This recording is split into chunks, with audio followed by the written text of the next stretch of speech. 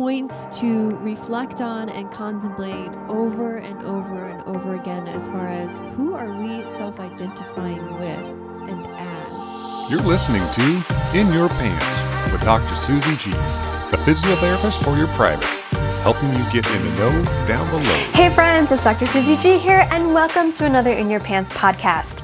Thank you so much for being here today. All right, y'all, we have a really spicy topic for today. We are going to be diving into eroticism and viewing eroticism beyond just sex. We're going to be talking about the difference between erotic intelligence and erotic orientation. We're going to frame erotic intelligence around the desire to grow and to connect with ourselves and our relationships, and how we can connect with our erotic self to do just that. We are also going to talk about reconciling our curiosities with erotic intelligence around internalized messages that we hold with pleasure, around our desire, especially when they're viewed from a cultural, religious, and spiritual lens. So, without further ado, let me formally introduce my very special guest for today. On today's show, we have Deepak. He is a counseling therapist and life skills trainer with an extensive experience in corporate wellness and diversity and inclusion initiatives. He provides emotional and mental health services in person and online for over a decade. He holds a master's degree in psychology of education from the University of Bristol in the UK. He has been formally trained in advanced programs in REBT and CBT from the Albert Ellis Institute in New York, and attended the MBCT summer school program at the Oxford Mindfulness Center at the University of Oxford in England. He has conducted workshops in India, Dubai, the United States, the United Kingdom, Europe, and Canada on various emotional well-being projects. His expertise lies in developing and delivering programs for organizational mental health initiatives, anti-racism, and anti-oppression frameworks, diversity and inclusion training, and LGBTQ2S+ leadership and rights activism.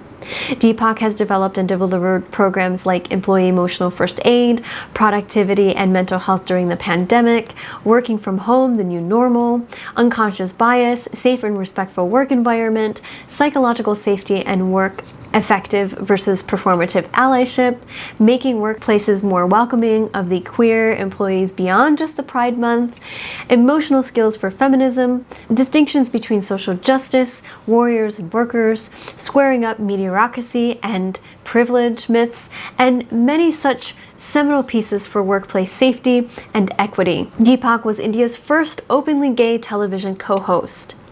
He is a published columnist in national newspapers and magazines, and writes about issues related to sex, mental health, relationships, and emotional disturbances.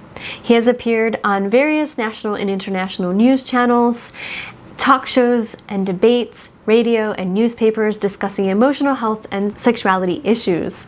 Deepak is a member of the Ontario Association of Mental Health Practitioners and the Canadian Counseling and Psychotherapy Association. What an impressive bio to share with all of you, and I truly hope you enjoyed today's show. I had a blast speaking with Deepak on such a very important topic that definitely deserves the spotlight. Hope you enjoy the show. Deepak, thank you so much for being in the show today. Well, thank you for having me. I am very, very excited. We'll be talking about something that I really, really like talking about. I think is not talked about as much. So I'm very excited and very grateful for being here. Yes, so let's dive right in on the topic of eroticism. Could you please define for us what eroticism is and how we can view it just beyond sex? Every sexual activity has some kind of eroticism to it. It's the different angle of looking at human sexuality.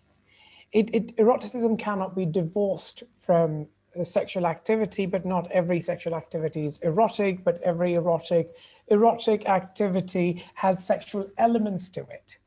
So eroticism has, people have tried to define it as a quality that causes sexual feelings and even philosophical contemplation about the human body, aesthetics, art and beauty. But for our conversation today, I'd like to stick to the psychological understanding of eroticism, which is around erotic desire for the self or the other. So it is the sexual / romantic / emotional desire for the other. And it doesn't have to be confused with arousal all the time, physical arousal, right? So sexuality in terms of experience of it in your body has 3 to 4 different elements to it, right? First is desire. Do you desire something or not? The second is arousal. When you desire, what kind of arousal does it cause in your body? Does it cause your genitals to go hard, or does it cause your genitals to go wet? Does it cause your genitals to do something in which is compelling you towards that thing? So it's a towards action. It's not a running away from it. It's towards. It's one of those like, I like it, I want to go near it kind of thing, right? And then the third is willingness. You could be desirous of something, you could be aroused by something, but you may not be willing to do it. Or you might be willing to do it, you have a desire, but you may not be aroused.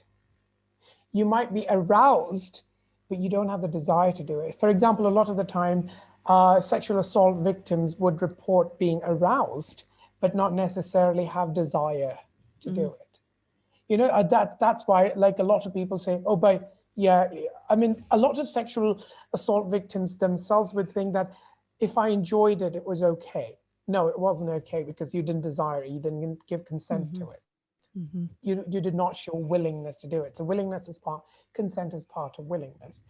For example, we could be committed to one individual and say, I'm desirous of sleeping with another person. I'm even aroused, but I'm not willing to do it because of my commitment. Right? Absolutely. So eroticism is a very expansive and a very umbrella term that sort of covers all 3. You could be aroused by it, you could desire it, you could be willing to move towards it. But the essential thing of a definition is around the sexual nature of that attraction, the sexual gratification from that attraction, the sexual desire from that attraction that emerges. It's not just looking at a beautiful painting and feeling elated. And that could be philosophical elation, but we do not necessarily characterize that as erotic like eroticism. At least as far as I'm concerned, I wouldn't include that in the definition of eroticism. So, Deepak, what is the difference then between erotic intelligence, eroticism, and erotic orientation? Can we kind of dive into those? Yeah, erotic intelligence is knowing the other 2. Erotic intelligence is knowing what your erotic orientation is, what is eroticism in general, and how do you respond to your own body. So the idea of your own erotic self and the relationship of your higher self to it, you know, your judgmental self to it. So we all look at things and evaluate. Our self is always evaluating, are we in danger? Are we not? Are we good? Are we bad? Are and we've been trained to think in this binary, right? So how do we respond to our body and its desires? How do we respond to the larger idea of eroticism and other people's bodies and their desires? So that sort of is very close to the idea of emotional intelligence.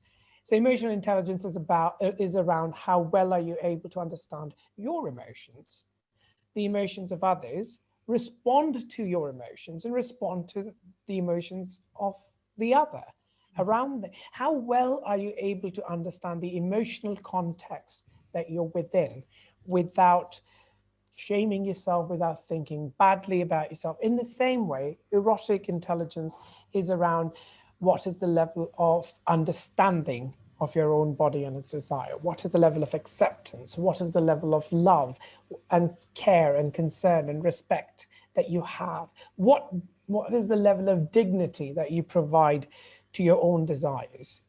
Or do you use them as weapons to sort of, as weapons of self-flagellation? Like, oh, I am bad and I am bad. And look, oh, how could I even like something like this?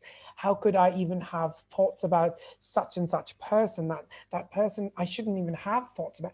So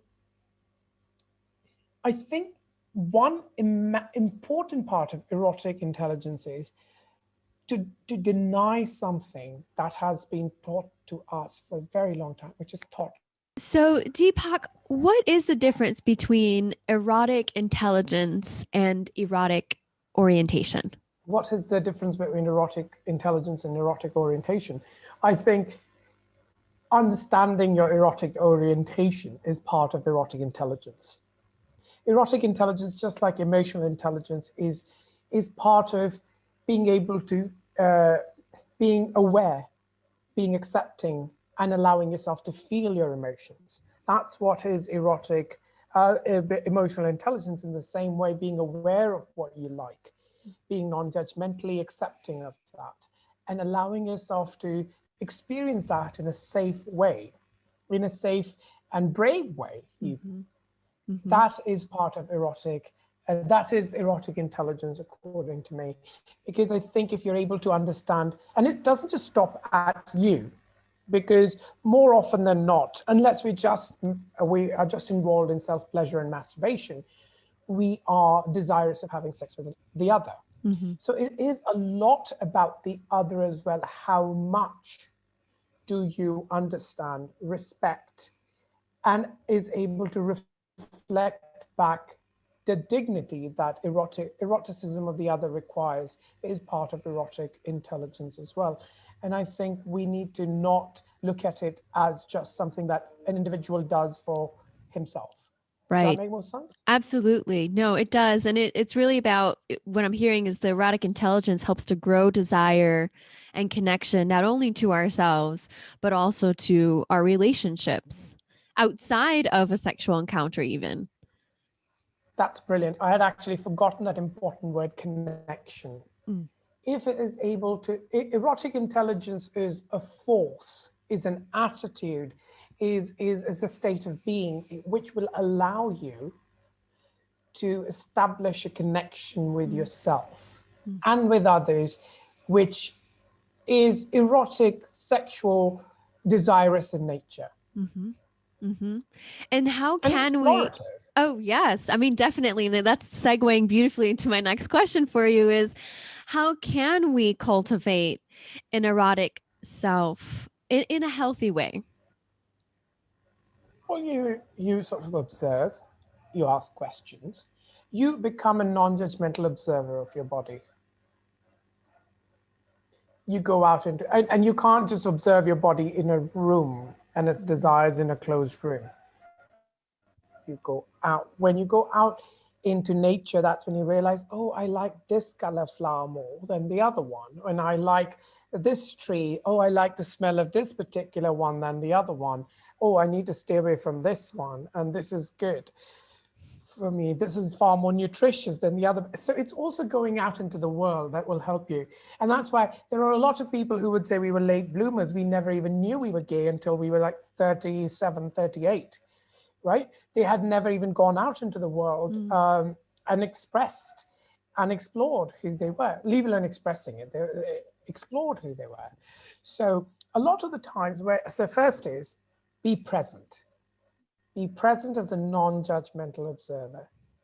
Be consensually and safely adventurous. And I know safe and adventure doesn't necessarily go hand in hand, but when it comes to your body and eroticism, especially because the other is concerned, because of the prevalence of so many STIs and so many, other complications, legal and social complications that come with it. I would say being adventurous safely, contextually adventurous, being aware of the context that you're in, the country that you're in, the culture that you're in. None of that, the country, culture, context is not what your acceptance is predicated on. It's the expression that's predicated on that. as well, right? Mhm. For example, you could have eroticism around being an exhibitionist, a naturist, a nudist. Mhm. You could express that on a nudist beach, on a clothing optional beach. But if you want to express that in front of a school, that's not a safe way for anyone involved, right? Right. So eroticism is not something that can exist in a vacuum. Mhm. It exists within you, but it is experienced in contexts of the other as well. Yeah. Other things like Interdependence. Interdependence. interdependent. Yeah. Yeah. Yeah. Like for example, I did not know that I liked being consensually dominant in bed until I met somebody who liked being consensually submissive and said, "Hey, would you do this role play with me?" And I was like, I had one rule. I said to myself, as long as it's hygienic, and this is my rule, you don't have to have these rules. Mhm. Anyone who's listening, you don't need to have these rules. My rules were, if it is hygienic, if it is consensual, and if it does not hurt my body physically or the other person's body physically, I'm mostly game for trying new things. Mhm. I could try it and say, hey, I didn't like it, wasn't for me. And also, like, if it doesn't involve hard drugs and such. So these were some of my personal rules. So this person came in and he was like, hey, I like being submissive. I like being verbally, abused in bed. And I have these fantasies of somebody dominating me. And I was like, but how do you want to give me consent? And this Uh-huh. was when I had not figured this out. Now, when someone tells me this, I'm like, oh yeah. So it's like you go from that, I'm not sure, to, oh yeah. And how do you explore that within a consent, within the context of within the context of consent, within the context of safe words, for example? What Mhm. are, so we call this best, which is, or I call it best. This is the thing that I'm calling it in my new book that I'm writing. Best is before sex talk, BST. Mhm. You need to have that talk, because a no is a full statement. A yes is a conversation. Love that. I love that. It's the courage to communicate. Courage to communicate. And that would come from acceptance of the Right. self. Right. Right. And respect for other, and navigating this space, right, where all parties involved are expressing themselves mutually, individually, in a safe space to experience that eroticism, that pleasure, that, Right. and absorb one another in that experience, Right. trusting. And erotic orientation, erotic intelligence, eroticism in general, for example, is not something that you can demand the other to accept in you. Mhm. Mhm. You can't demand, you could say, hey, I do not need to be physically attacked for this. I need to have my dignity, and you cannot take opportunities away from me in terms of, social, legal things, right? Right. As long as these three are guaranteed, I cannot ask Susie, for example, to accept all the erotic things that I'm interested in as part of her life. So this is something that you could experience yourself and accept yourself, but you cannot demand acceptance when the other person's body and their desires are concerned. Does that make sense? Absolutely. And so what advice could you give us as far as to navigate that space? Should that be the context of which someone finds themselves in? How do folks reconcile or navigate or negotiate that contract, if I can say it Yeah, that way? yeah. So I think best helps a lot, which is before sex talk. Before sex, you shouldn't just assume that, oh, just because that person said yes to having sex on Tinder or on Grindr or wherever you've met them or in the club, that means they're up for anything and everything. Mm-hmm. They've said yes to you, that means they've shown interest. They could halfway through the act withdraw that interest. Yes. They could withdraw that consent because consent's not like something that you give and now it's a blanket consent for the time until you both have orgasmed. Mm-hmm. No, it's not that. Consent is continuous, enthusiastic, and informed. Mm. Was I aware of what you were doing? Like you could be having an intercourse with me in a doggy style, and you've taken off your condom, and I do not realize that. Right. That's not consent. Mm-hmm. That is tantamount to rape, right? So, and you could be like, hey, but you know what? My erotic orientation is that I like stealth. Stealth is, you feel more in charge. You feel like, oh, you get a kick out of it, right? And I'm not going to look at that person and say, because you get a kick out of something like stealth, you're a bad person, but you did not communicate that to them. It could have been a role play. Mm-hmm.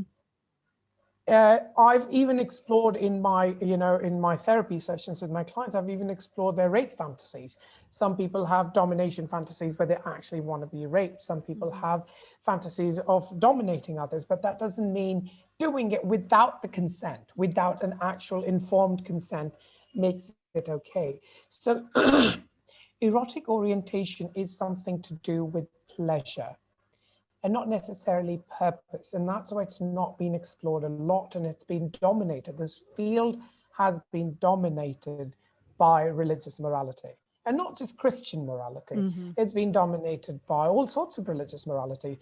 I mean, religions actually stand not only in your kitchen telling you what you can and cannot eat, they stand in your bedrooms to tell you which hole you can and cannot go into, and how you do enter that the said hole. How it's the religious understanding of sexuality is something that you have to rise above, not something that you have to integrate in your life and then move on. Because also the understanding that once you rise above it, you get closer to God and away from the original sin that led Adam and Eve, where they ended up, and all the rest of it, right?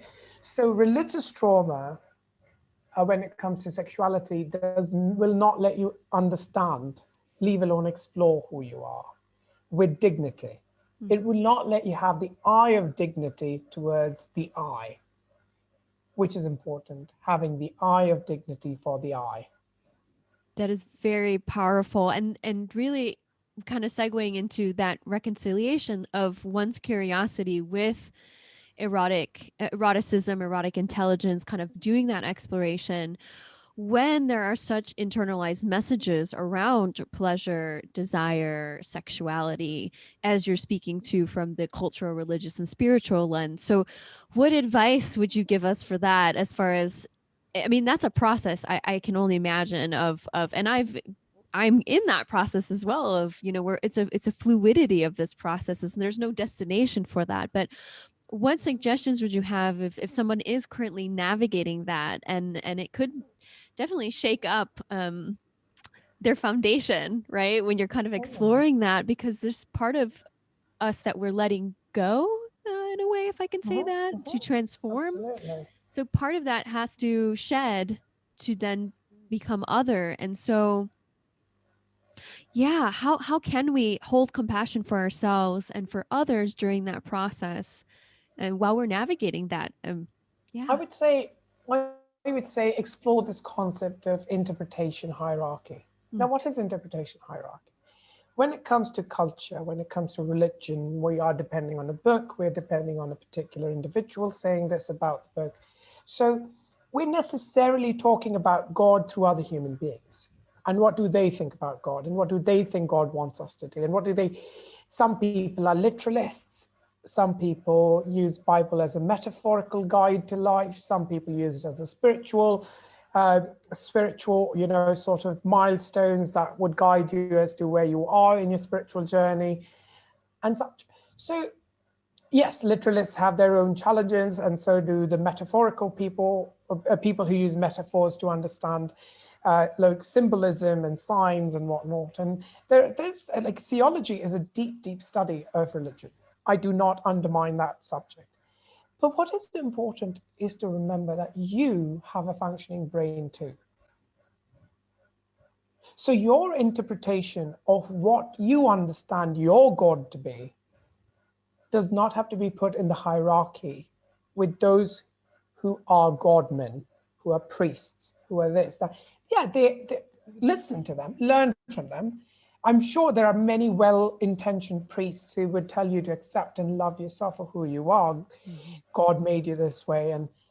But when it comes to reconciling religion and culture with your sexuality, with your eroticism, you have to develop an understanding of a personal God. A personal God that does not have other 10 human beings standing in the way before he talks to you. He needs to have a direct relationship with you, right? Mm-hmm. And remember the basic tenets of, like, if you do believe in God, that is, that he created you this way. You did not like wake up in the morning and he said, oh, today I'm going to start liking feet as a sexually arousing thing for me. It's your body that comes around and tells you, hey, you like this. Hey, this feels good, right? Mm-hmm. So it's not, so do not go down the road of thought crime, that just because I've thought it, I've committed a sin. I've committed a crime. This was an interpretation of another saint, another pope, another this, another that. But your functioning brain that God's given you is important as well. Mm-hmm. How do you go around living a life in which everyone else's opinion about you is far more important than your opinion about you? Yes, such a good point. Right. So I think reconciliation is important. For example, I had a client, amazingly, a VP of a bank. Of course, I can't give you any more identifiers, but amazingly successful, doing so well in life. But his wife left him because his erotic orientation was one of submission. He liked being submissive to women. Mm-hmm. He liked being slapped in the face. He liked being tied up. He liked being choked a little and things like that. He liked being told that I'm going to slap you. That in and of itself would turn him on. He liked the whole dominatrix act from a woman. And it was an arranged marriage. Friends made you meet friends as friends, and you got to. But I haven't discussed my erotic orientation with this individual until the night after our wedding. Mm. So in a way, you've also let this person down a path without full disclosure. Mm-hmm. Right? Mm-hmm. So that person then reacted to this man's erotic orientation and said, like, listen, I can't do this. I need a divorce. Mm. And that led this man to believe that I'm inherently bad. I'm inherently unlovable. And yes, I did again therapy because in my therapeutic alliances with my client, I really value authentic living. Yeah. Right. So I did come around to him accepting the parts that he shouldn't repeat in his next relationship, which is non-disclosure. Mm. Right. Mm-hmm. Right. So, and it's not like he was hiding it because he wanted to make her suffer. It's just he thought it wasn't important. Right. He was awkward. He thought that she would judge him. He didn't know how important it was for him until he actually had an option only to have sex with this one particular person who was, quote unquote, very, very vanilla. Mm-hmm. Right? So his kinks did not sit well with her vanilla attitude towards sex. So that incompatibility arose because he didn't talk about it. She could have probably made that choice. And the way he looked at himself is that he approached it with an apology. It's like, oh, by the way, I'm so sorry, but I needed to tell you this, as opposed to, hey, you're my sexual partner, and I was hoping that we'd be able to explore this together. Right. So the tone changes. Absolutely. That's a completely different context when you say it that way. Because you're taking ownership of, yeah. Exactly. Because we have to remember three psychological truths that no branch of psychology can deny. They're almost idiomatic truths. Like, to even disprove them, you'll have to imagine them to be true. For example, first, we're all animals at some level of our brain. It's not like human consciousness has arose out of thin air in a vacuum with our species. Right. Lower level animals have lower level consciousness, lower level animals have lower level emotions. There has been enough research to say that, some chimpanzees who get attached to other chimpanzees, when that chimpanzee died, the other one can die of grief alone. There's a lot to say that they feel emotions. They may not sit around having complicated feelings like we do, of remembering something from a year ago and still thinking, what is the meaning of my life if that person said so. So our feelings are definitely far more complicated, far more language driven and such. So it's very interesting to acknowledge this truth before you have any conversations, that we're all animals at some level, but we're not just animals. That is equally important. The second, I think, self-evident truth is that we are all babies at one point. And the third important self-evident truth is that we are affected by our environment and our response to the environment, both. Yes. We're not just the product of the environment, we're all the product of the environment and the response that we gave to it, right? So when we were babies, we understood the tone before we understood language. The content of the language might not have been clear, but I knew my parents were fighting, and my brain said danger, danger, danger when there was too many loud noises for too long in my house. So it's when I talk to, and it's the same works with puppies as well. When you are aggressive, when you use aggressive tone with puppies, you see that a lower level animal is able to understand aggressive tone. It's able to understand that you want to play with it. It might play bite you, but it won't try to tear your limb off and things like that, right? Absolutely. Yep. And So, nonverbal language too. Right. So this is an important part of erotic intelligence, is the tone that you use with yourself.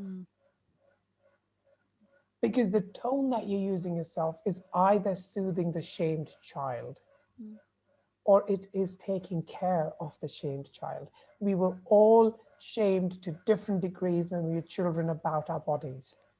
Yep. And this shows it shows up most with trans people, with non-binary people, with people who are not gender conforming, because they were told women don't do that, men don't do that. So when they kept hearing what the cultural expectation was, and they kept hearing that they would not be respected for their emotion, for their human dignity, their essential human dignity, but for their ability to perform gender roles. Yeah. For their ability to conform to gender expression rules, so to speak. That trauma is so much more pronounced within the LGBT community than it is in the larger community, but this trauma exists everywhere. Religious shame as trauma exists even in families that are atheists, atheistic families as well, because it's a cultural thing. It has seeped in our culture to look at our bodies and feel disgust. I mean, we use the same genitals to extricate that we use to fuck. Right. You pee from the same organ that you put in your mouth. So there's an inherent disgust. And that's what Alain de Botton, one of my favorite living philosophers, said about sex, is that it's interesting to notice that nothing that you do in sex is also not disgusting if done with the wrong person, which is attractive when done with the right person. Yes. Oh, and again, perspective, the point of view, right? What is the point of view? Right. What are the perspective? What is the contextual cues surrounding Right. that experience, which is arising from yourself and that environment, how that's shaping the ability to absorb in that experience from that self-identification in that moment. It's beautiful. I think when we're talking about sex education, erotic intelligence, and just largely the field of human sexuality, we get stuck between two extremes. one extreme is let's not talk about it. This is only going to have corrupting influences on us. Let's just, like, why do we even need to? We know we know how to fuck, we know how to propagate our species and such. There's absolutely no need to do this. The other extreme is everything goes. There's there's no problematic behaviors. Everything is absolutely, like, it's free for all, free to the air. Do it whenever you want, wherever you want. Sex is an important and dangerous act, inherently dangerous act when it comes to power play, when it comes to diseases, when it comes to sex should be approached with trepidation. It shouldn't be approached with morality, though. It should be approached with your eyes open, not with your hearts closed. Right. Well said. Well said. Absolutely. Because every decision we make will shape the trajectory of our life, and there are consequences. Yep. Right? Whether positive or negative or neutral, there are going to be consequences of those actions that are interdependent on others as well. And we influence others by our actions. And that is so important to know that. Just what is a the intention? facial feature. Yeah. You have nailed it on the head, Susie. Just facial feature when I'm telling you about what I like could tell me what you're thinking of me. Absolutely. Just a little frown. Uh-huh. Just a little frown, just a little like, oh, would make you know. And this is exactly what we do to ourselves. Yes. When I'm dealing with clients of mine who have masturbatory guilt, it's literally the difference. The difference between people who don't have it and the ones who have it are two. As soon as they've orgasmed with masturbation, they go, instead of going, oh, shit, what have I done again? And the other ones are, oh, fuck, that was a good orgasm. Literally, I know this is not rocket science. And like, there was this, there's a Christian saint who said something, no, not Christian saint, I think it was Nietzsche. Even though Nietzsche was, and please forgive me if I'm wrong, but it was one of these, like, really, one of the intellectual leaders who was against masturbation said, it's after orgasm when you hear the devil smile. I've not heard that before. It's that window period that when you're having the orgasm, when you've climaxed, and that's when you hear the devil laugh. Devil smile. And imagine the imagery of it. Right. The imagery of it is that's something so inherently natural and normal, right, has been demonized. Absolutely. Yeah. But on the other hand, hence we do not have any masturbation literacy. We do not have any sex literacy. We do not have any porn literacy because we're not talking about it. Right. Guilt and shame. Like anger has an action attached to it, which is attack approach. Guilt and shame has an action urge attached to it, which is hide, not talk about it. Yeah. When I'm guilty, I look away. I don't look you in the eye. Right. When I'm ashamed, I do not attend social functions. Yeah. So shame and guilt are the biggest culprits when it comes to not being able to learn, communicate, and connect with each other. And I just want to mention that one of my patients actually asked me, and I thought this was an interesting thought that he had was, he said, I don't understand. We're taught how to eat. We're taught how to dress ourselves. We're taught how to walk and eventually drive, right? We have to go to school to learn that. And we have someone coaching us and we're talking. Why not about sex? Where did that just drop off? We learn how to poop. We're trained, right? Around the etiquette, around toileting, etc. Because not a lot of us even know how to teach and what to teach. Right. How many sex educators are there that are as respected as other professionals? Right. And there's a lack of standardization because in the United States, it doesn't even have to be medically accurate. Yep. which is So, I mean, astonishing. right. I mean, you have standardization of sex education in Europe. You've got it in the UK to some degree, and definitely to quite great extents in the Nordic countries and such. Most of Western Europe finds it as a social imperative to teach your citizens how to develop a healthy relationship with their body and their desires, how to develop erotic orientation. And a lot of the sex education that I see in the United States is around the machinery of the human body, the machinery of sex. It's not necessarily around how to drive. Dan Savage actually pointed this out. And it's not necessarily around how to drive. It's not necessarily around how to behave with the other drivers around, how to read signs and signals, how to not meet with an accident. And once you've met with an accident, what to do then, how not to panic, and things like that. And you won't believe, globally speaking, there, amongst the 4 major causes why people sort of kill themselves and attempt suicide, one of them was around sexuality and relationships. Yeah. That they're not able to take that rejection, that trauma, because I already feel so deeply bad about myself that when someone comes and rejects me, it only confirms my unlovability. It only confirms how deeply problematic as an individual I am. So disheartening. It really breaks my heart. Yeah. Yeah.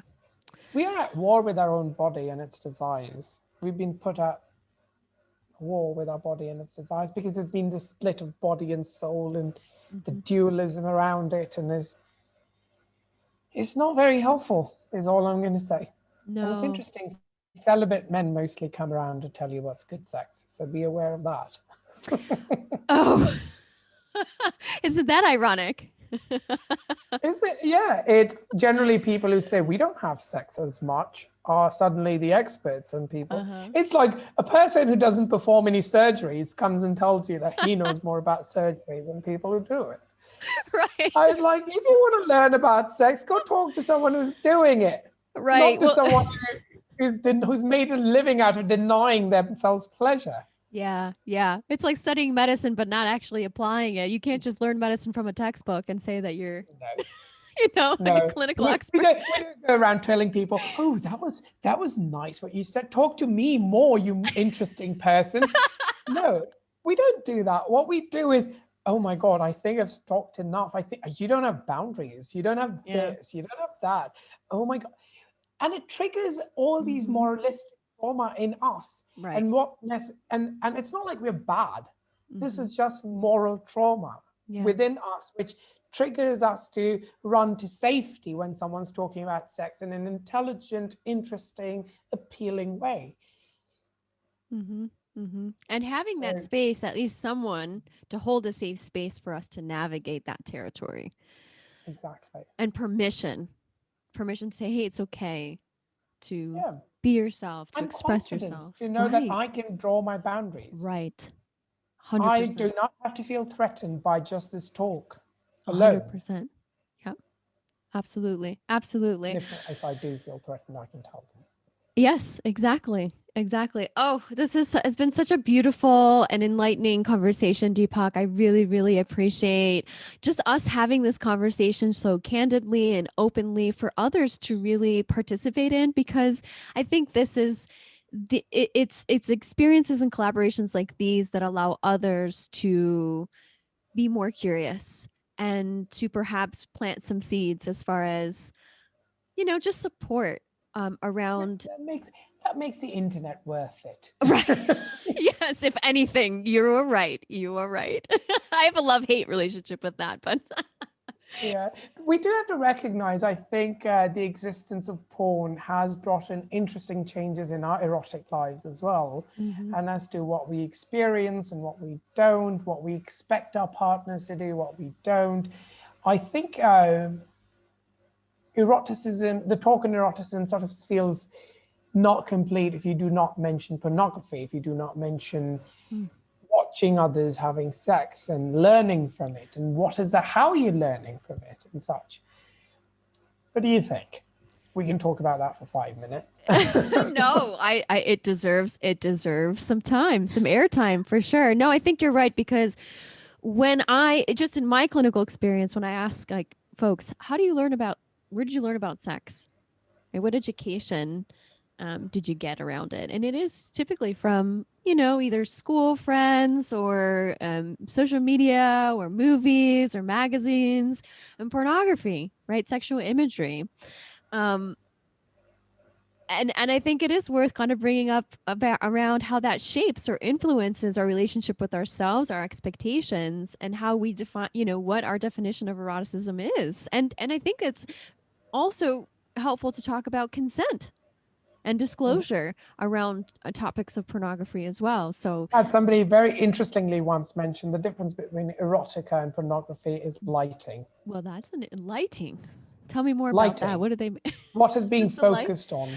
Oh, What's being focused on? Where, how dim the lights are. Because when the lights are dim, you're focusing more on the sounds, the experience of the person, and not just their prowess, not just at their endowment. mm-hmm.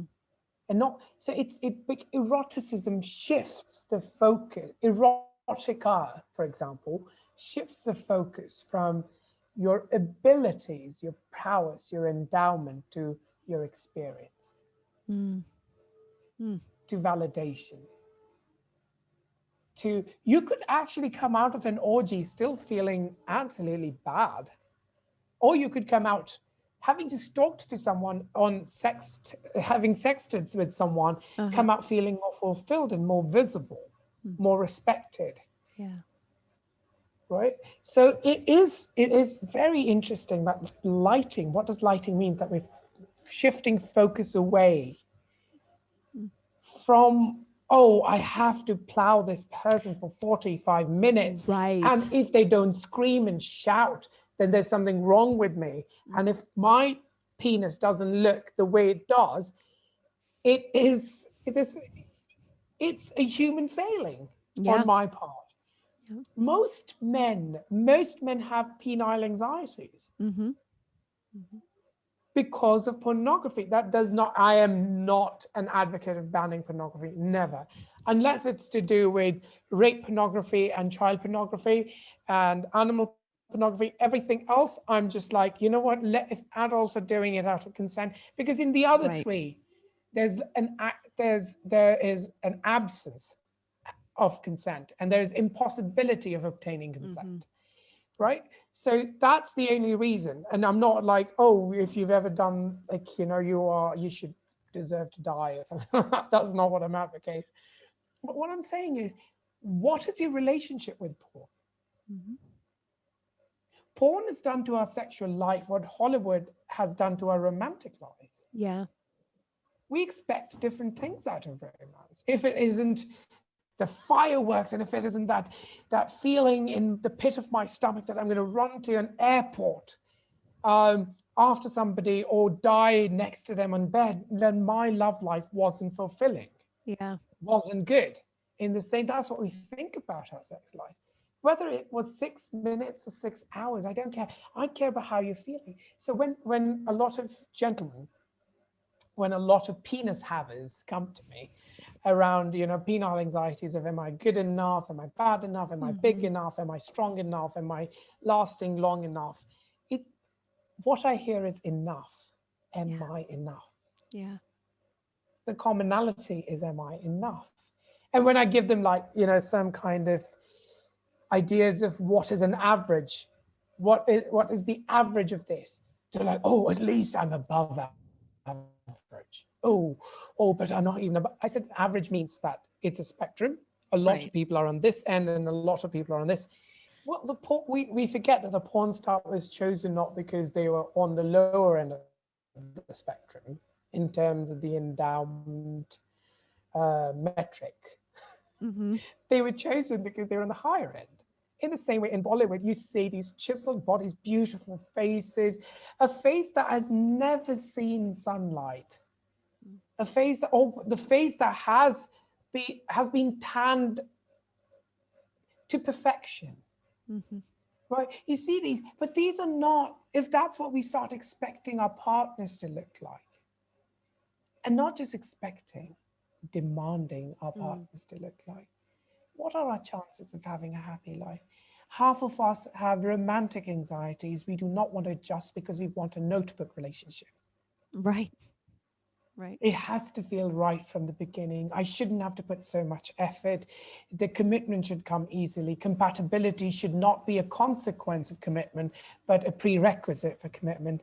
And like romance has been, why do you think we desperately fail in romance in the Western world? And in the Eastern world, it's like people are just forced to be with each other for the majority of the time when it comes to if you exclude the urban population of India, for example. I can only speak for India.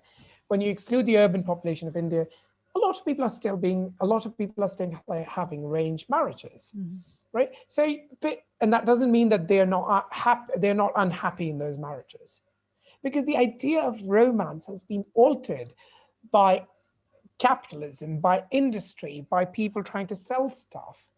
That if your partner is not interested in Valentine's Day, does he really love you? Very superficial. And porn is asking the same question. Yeah.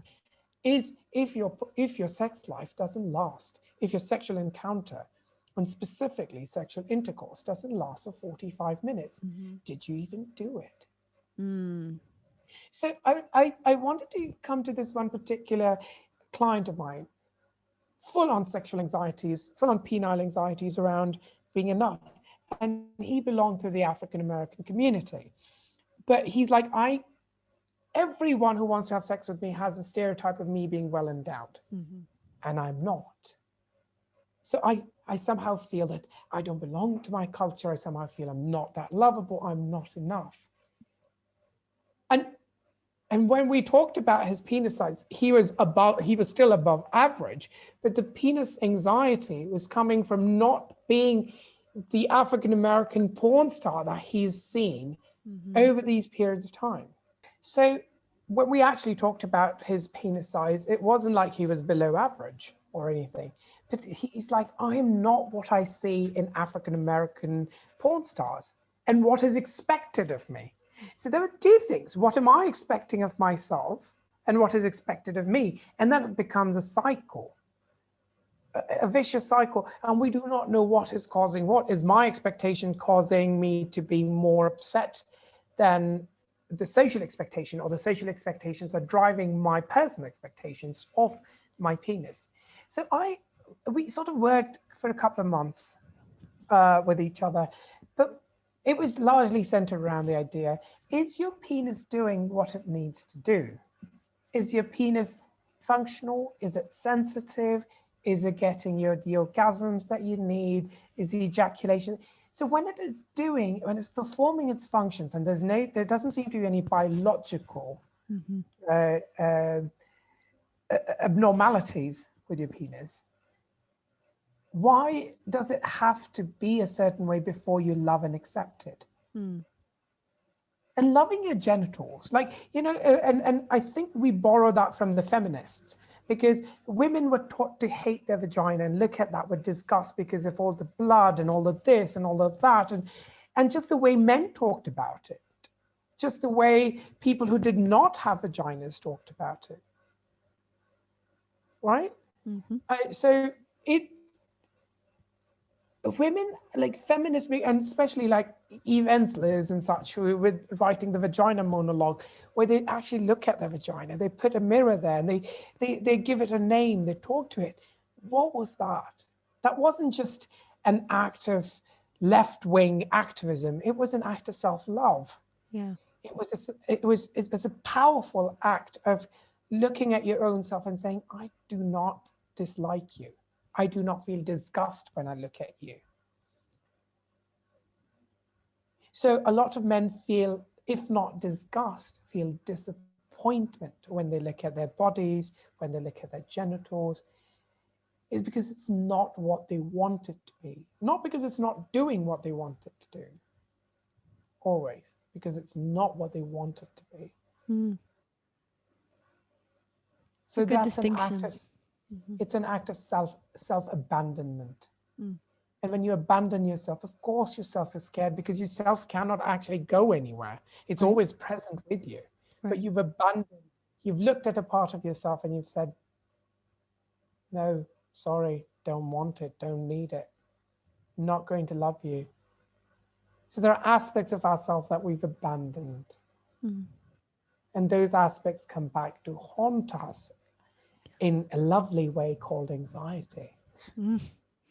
And then we operate from that space in everything that we do. It's not just, our genital function or our sexual relations or encounters. I think that bleeds into all aspects of your being and your interactions in the world. Oh, yeah. Oh, yeah, absolutely. There is some truth to the stereotype that men who do not find themselves sexually powerful, so to speak, if that's the word we can use, tend to overcompensate that with other things, right? So with men, it has to be muscle, money, or mojo, the three M's. The three M's. Yeah. The muscle, money, or mojo. I've heard it somewhere. It's not mine. It's not my original thing, but I've heard it. And it's very interesting to see that. At what point will I allow myself to love me? Yeah. What conditions do I need to fulfill before I give myself love? How do I get to that unconditional self-acceptance?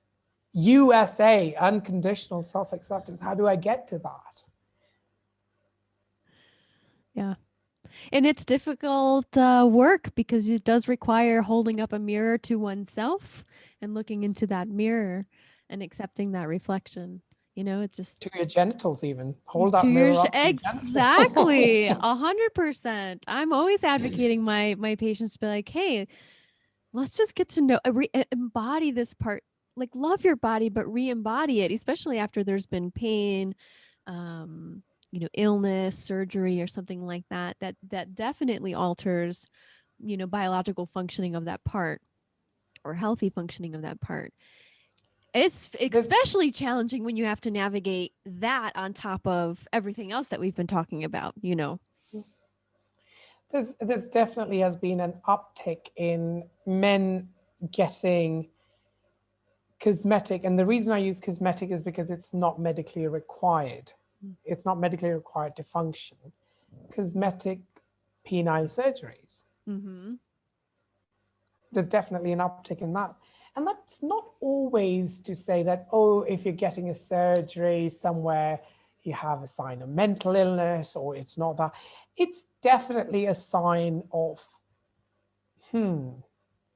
I don't like it.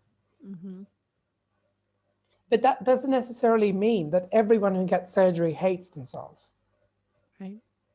We do all sorts of things to improve ourselves, but when we do not know where to stop, when the risks of the surgeries outweigh the benefits of the surgery, when the doctor's like, hey, you could lose your erections for the rest of your life if we go through the surgery of penile enlargement or penile thickening or whatever surgery it is, and you're getting it done from places that are cheap, you can't afford it financially, but you're taking a loan to do it. So you're financially hurting yourself. You might be physically hurting yourself. You might be psychologically hurting yourself. And men take steroids to look a certain way as well. So this all comes down to not always, but most of the time comes down to that equation of I'm not enough if I'm not this. Look at most of the filters on Snapchat and Instagram. They're more geared to making you look white, making you have lighter eyes, lighter skin, blonder hair. So the trauma that people of color might go through, especially as immigrants when they are interacting with societies that are physically different from them, in appearance, of course, not in, morality or competencies, but physically looking different from them. I mean, I still remember as India being the British colony, and before that we had the Arabs who were fairer than us and blah, blah, blah, and the Mughals and the Persians. And so you have a history of 800 years of being ruled by people who looked markedly fairer than you. I remember when growing up as a child, all I wanted was the fair skin and blue eyes. That's all I wanted to be. Mm. And that cultural trauma, to undo that cultural trauma, was, as you very rightly said, was a critical emotional labor, but deliberate, critical emotional labor. This emotional labor won't happen all on its own. It has to be deliberately chosen. Mm-hmm. And you would still sometimes go back to that. Go back, you slip back into like, oh, I wish it was just 2 inches thicker and 2 inches longer, and just a couple more minutes longer. If I could last just a couple more minutes longer. Oh, beautifully said. I have no words for that. I really don't. I'm still processing. I'm a slow processor. I admit. Before I speak, it takes me a while. But yeah, I mean, definitely points to reflect on and contemplate over and over and over again, as far as who are we self-identifying with and as, and how is that bringing me peace and happiness and satisfaction in my life. And I think so to sort of close the loop on erotic intelligence, I think if I could just sort of come up with 3 elements of erotic intelligence, that would be self-awareness, self-confidence, and self-regulation. Mm-hmm. In the context of your sexual erotic desires, arousal, and willingness to grant dignity to yourself. Self-love, yeah. I think that would be erotic intelligence for me. Absolutely. It's hot. Yeah, that's the consequential benefit of it. It doesn't even have to be hot, but it has to be explorative and dignity filled with dignity. Yeah. Absolutely. Well, oh my goodness, Deepak, tell us about your book. Can you share a little bit, if you can, share about what you're working on? I can. I can't tell you the title yet because we haven't. The publishers haven't decided, and I haven't even finished it. So it'll be jumping. So you know what? It's about mental health in India. It's a lot about democratizing mental health and how to sort of move away from this one-on-one therapy session models that works in the richer countries with smaller populations and may never work to the same extent with countries that have collectivist cultures, that have larger populations and just do not have the resources or awareness or the sense of urgency around mental health. So this is something that I'm working on with stories. Lovely. The stories that I've collected over 11 years of being a therapist. Yeah. Which I'm sure are profound and very insightful. And I'm so looking forward to your book. Do you know about when it's going to be published? Hopefully within the year. Okay.